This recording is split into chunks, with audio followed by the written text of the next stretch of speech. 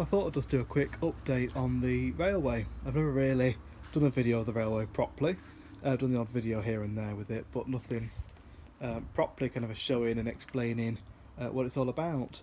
Well, as you can see, it is raised with railway sleepers, and it is 16 foot by 7.5 foot, and it is contained as a separate part of the garden. It is essentially a figure of 8, if you can kind of get the impression there. Just goes round with the engine shed. Over time, I have made it a bit more simpler. So I started the railway 3 years ago, in 2016, and at that point, going across here was a track. So just going there. But I found the point over there was unreliable. It wasn't easy to get to. The original plan was to have it motorised, but the trains just kept derailing there, and it was more trouble than it's worth. And actually, I never really used that crossover, essentially. So it was lifted, and I just had it as a passing section here for the for this railway station, and I had the engine shed there. So the idea is that this part over here is scenic. So some of the plants have just been planted this year, so most of the plants here this year and the ones over here, excuse my hand, were planted last year. I suppose with most people, family life, working takes its toll, so it's very much a spare time hobby.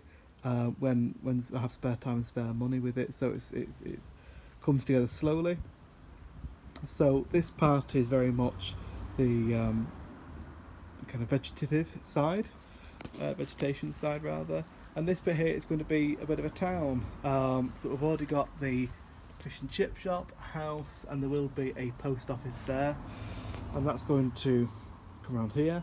And the plan is I'm going to have some more houses going over here to get a bit of a town scene. Water feature over there. For some reason it keeps leaking with it and water keeps disappearing. It's just one of those jobs I've just not got round to. Will do eventually. The railway station is built by Jigstones castings. I am happy with it, and it was okay to do that with it, but the rest of the buildings are from Pendle Valley, and the station is, and the signal box is from Model Town. I'm going to continue with the kit built resin because the Jigstones were good, but very time consuming, and the stones don't quite match up at times with it, and it can be much more fiddly rather than just like Lego, as it were. The individual blocks, glue properly, glue at angles, etc.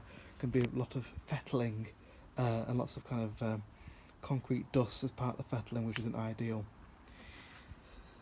Lighting is important to me with it, so as you can see already, a lot of this is already lit up. Well, all the buildings are lit up.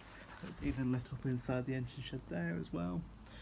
And all the buildings are going to be lit as well, and as part of the town scene, I'll also have all the buildings lit up, and it will eventually have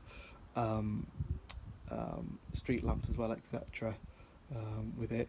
And the plan is to have a bridge going over there, and this bit here again, more of a town scene, probably a pub or something, or maybe a church, a larger building up there, and that's going to be raised again just to kind of give the railway a bit of depth and different height with it. So that is the railway. Get a bit of a pan view from it. So this is my railway, Codlington Railway. I'll try and do more videos with it as time allows, and as I run trains I'll try and do a video and post it up as well. Any questions, please do get in touch.